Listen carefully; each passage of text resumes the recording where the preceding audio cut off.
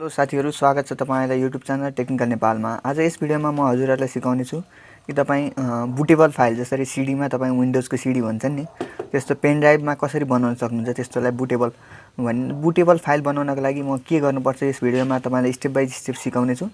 यो म विन्डोजमा गरेर देखाउने छु र त्यसको लागि हामीलाई आईएसओ फाइलको जरुरी हुनेछ। जसरी हेर्न सक्नुहुन्छ मैले पहिले डाउनलोड गरिसकेको छु। विन्डोज 10 को आईएसओ फाइल यहाँ रहेको छ र तपाई पनि आईएसओ फाइल डाउनलोड गर्नुहोस्। जुन चाहिँ तपाई आफ्नो पेन ड्राइभ बुटेबल बनाउन चाहनुहुन्छ त्यो आईएसओ फाइल डाउनलोड गर्नुहोस् र मेरो स्टेपलाई राम्रोसँग फलो गरिदिनु होला र म सबै कुरा भिडियोमा देखाउने नै छु। Now let's start the video. हेर्न सक्नुहुन्छ म आफ्नो डेस्कटपको स्क्रिनमा आइसकेको छु र यहाँ लगेर तपाईले rufus rufus भनेर हान्नुहोस्। rufus गरेर जस्ट इन्टर गरिदिनुहोस् र फर्स्टको वेबसाइट हेर्न सक्नुहुन्छ rufus.is बाट। त्यो वेबसाइटको म लिंक पनि राख्दिने छु र त्यो rufus 3.11 सबभन्दा फर्स्टमा देख्न सक्नुहुन्छ। त्यसलाई जस्ट क्लिक गरेर यसलाई डाउनलोड गर्नुपर्ने हुनेछ तपाईले।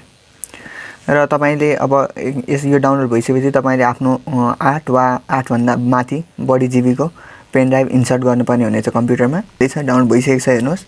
यसलाई ओपन गर्नुपर्ने हुनेछ। हेर्न सक्नुहुन्छ म ओपन गर्दै छु। र ओपन गरिसकेपछि तपाईले यस्तो इन्टरफेस देख्न सक्नुहुन्छ र तपाईको आईएसओ फाइल डाउनलोड गर्नुपर्ने भनेको थिएँ मैले। हेर्न सक्नुहुन्छ यो पेन ड्राइभ तपाईले इन्सर्ट गर्नुपर्ने हुनेछ। मैले इन्सर्ट गरिसकेको छु र आईएसओ फाइल भनेको थिएँ मैले। यो त्यो पेन ड्राइभ आफै अटोमेटिक सिलेक्ट हुन्छ र त्यो आईएसओ फाइलले तपाईले सिलेक्ट गर्नुपर्ने हुन्छ यहाँबाट। त्यो आईएसओ फाइल चाहिँ तपाईले डाउनलोड गर्न केही प्रब्लम भयो र कुन चाहिँको ओएसको तपाईलाई आईएसओ फाइल यदि चाहिन्छ भने मलाई मेसेज गर्न सक्नुहुन्छ र त्यतिकै म चाहिँ एन्टिभाइरसमा राखेँ। तपाई नराखिकन त्यतिकै यो स्टार्ट गर्न सक्नुहुन्छ। त्यतिकै दिएको छ सब कुरा त्यही राखेर डिफल्टमै राखेर यतिकै स्टार्ट गर्न सक्नुहुनेछ र यो स्टेप पुरै भइसकेपछि तपाईको पेन ड्राइभ हेर्न सक्नुहुन्छ बुटेबल भइसकेको हुनेछ।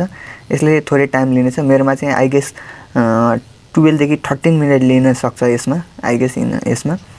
सो हेर्न सक्नुहुन्छ यो भइरहेको छ। मैले अलिअलि भिडियो कट गर्दै गइरहेको छु। 32% भइसकेको छ।